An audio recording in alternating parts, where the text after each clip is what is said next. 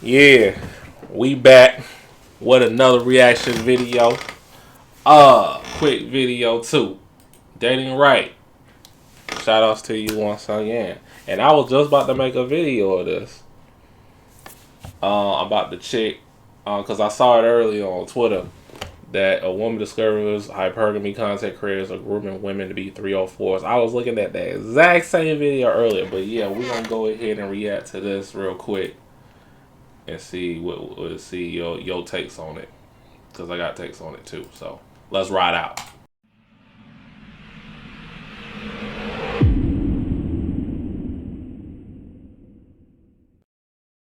All right. I'm at the age where, baby, I don't care about your chains. I don't care about your grills. Why do you think the way you think? Let's talk about that. Why is it that some things trigger you and other things don't trigger you?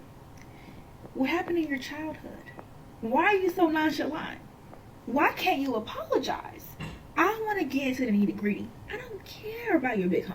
I say this humbly because I know how folks be getting about people who are confident with themselves. But all my exes are stupid.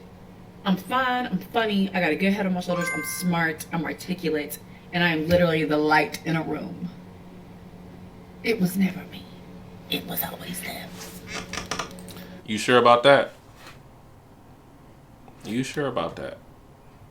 You sound cocky. You sound like you full of yourself, but you know,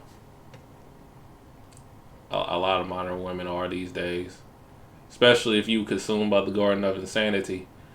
There's a fine line, you know, of between confidence and delusion. Y'all be the judge. Ma'am, it was you.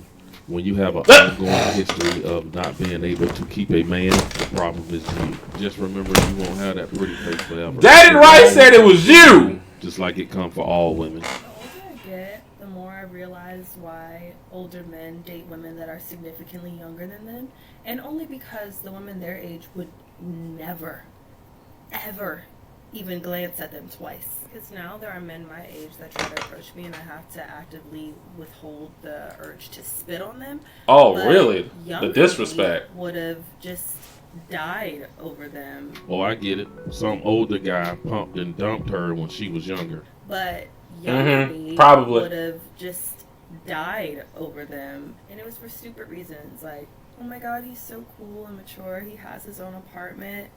He should. He's 30. I just thought that was such a sign of maturity and being like a real grown up. But those men were creme de la piss, okay? Like cream of the turds. It's very unimpressive, but I thought that them having like, you know, good jobs was a sign of them being real adults, and they were just little immature baby boys. But yeah, those men are almost always losers. Still think it's gross, but now I see the logic. Okay, lady, Oh, can you you just gotta tell pick us you better. was dating an older man and got your heart broke without telling us you was dating an older man and got your heart broke? She's obviously bitter that the older man that she was dating when she was younger replaced her with a younger woman. That's And pretty much what it older is. men I have bet you that's always what it liked what it younger is. women since the beginning of time. And I think she's also disappointed in herself for being so hot and sassy in her younger age. She was enjoying her hot girl summers, loving the fact that older men was checking her out, and she got with one. So Listen, this revelation. Yeah, this is the video I was and talking might be about the full earlier. video, This is but the one I please saw listen to earlier. this with an open mind, because it's gonna set some of you free. We as women are being groomed by many of these content creators to be prostitutes. Let me explain. Yep, she's I right. used to listen to a lot of this like hypergamy, femininity content online, okay? The sprinkle lady, I knew about her like way before she blew up on Okay. Who is this sprinkle lady? I keep hearing, like, I heard about that before, but who is this sprinkle lady? Who are y'all talking about? Now I heard that a couple months back. I'm like, sprinkle. Like, what are you talking about? I was like who is this girl like that they talking about? Let me know in the comment. All right, I was there. I used to listen to her consistently. People like her, I would listen to. Okay, she'd talk about the dusties and hypergamy and the kind of men you should be chasing. I used to listen to all of that before I got saved. Now listen, That content was making me so bitter and angry at men. I bet it did. And I had never hated men really like that before. And it seems like to me, because a lot of people, especially you got guys in the red pill space, they attack and they play on men's loneliness. And then they become overzealous in the red pill movement and just do things way overboard of what their favorite content creators are saying in their videos. And I be telling y'all, take whatever they say as a grain of salt, because most of them ain't really about that life. It's just about the bag, okay?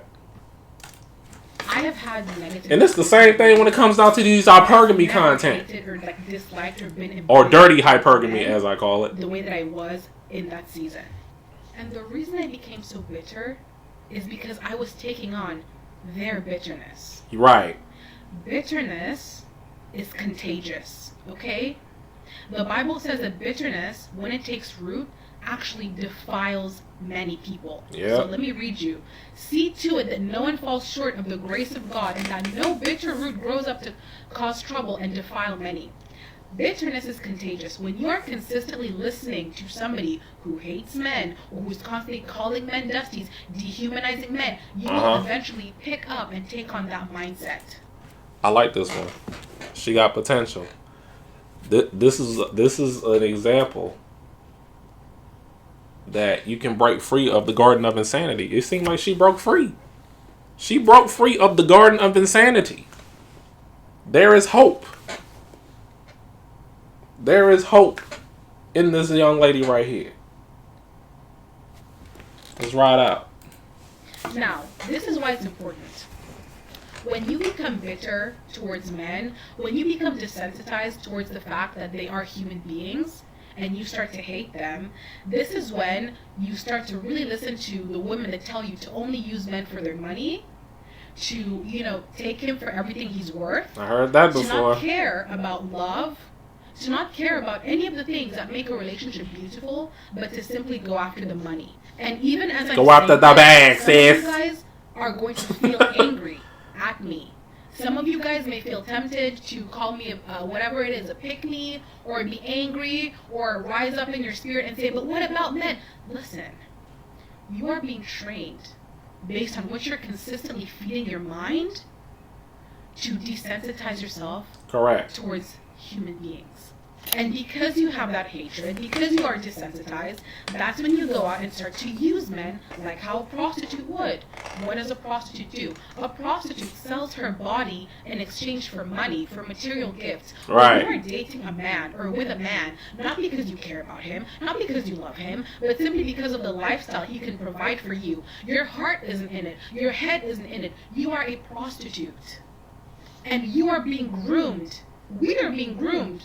They're attempting to groom us into being prostitutes. Even in the This music. young lady here is Even in the music. right. Finally, it took a woman to say it. Even though men have been saying this for years too, but it's interesting that she hit it right on the head. And it's still good to see that there are still good women out there who are waking up. And this whole fighting the good fight. for women to be ex-workers, this has been going And I've on been way featuring before them social on the media, channel, but social media spreading awareness. definitely amped it up and put it on steroids.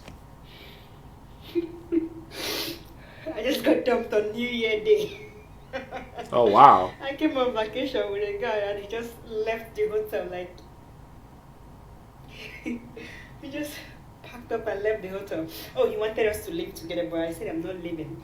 I came for a vacation, I'm gonna have a vacation, but I go back and he's gone. On New Year Day. What did you do? The most bipolar thing I've ever what did you do for you to get dumped? That is the I question. just go dumped. That is very important because we always hear what the man did when the relationship goes sour, but not what the female. What did she do? What did the woman do in the relationship to the point where it's like, okay, I'm out. The relationship is over. What did she do? That's very important. That's important information. That's an important question to ask for important information. On New Year Day, on the 1st of January 2024, I just got dumped. His bag is gone. His things are gone. The wardrobe is empty. Like I'm alone in a hotel. And I came from vacation. She was trying to laugh the pain away. Yeah, I think we all have been there where, well, I have, where Why she you got went all on them chips vacation on the with a bed? woman and you ended up breaking up with her. I've heard stories before of couples going on relationships and finally calling it quits, and it just so they happen to be on vacation. But the truth be told, I think whoever this On man is, he vacation? Oh, just you got know that's tired of bad. banging her and sleeping with her. Reason You why did the something. majority of black women are behind in the dating game, behind in the marital game. They're not getting married, and they cannot secure, or they have not been securing men who provide. They just been And the breeding main reason why is Pookie's babies. honestly speaking, it's first societal programming, and Right. second, the way that we raise our children, which is why I encourage every black woman that's watching this video, even if you made mistakes and you already have children, be the person that breaks the pattern in the family, especially in regards to the selection of men. Let's be honest.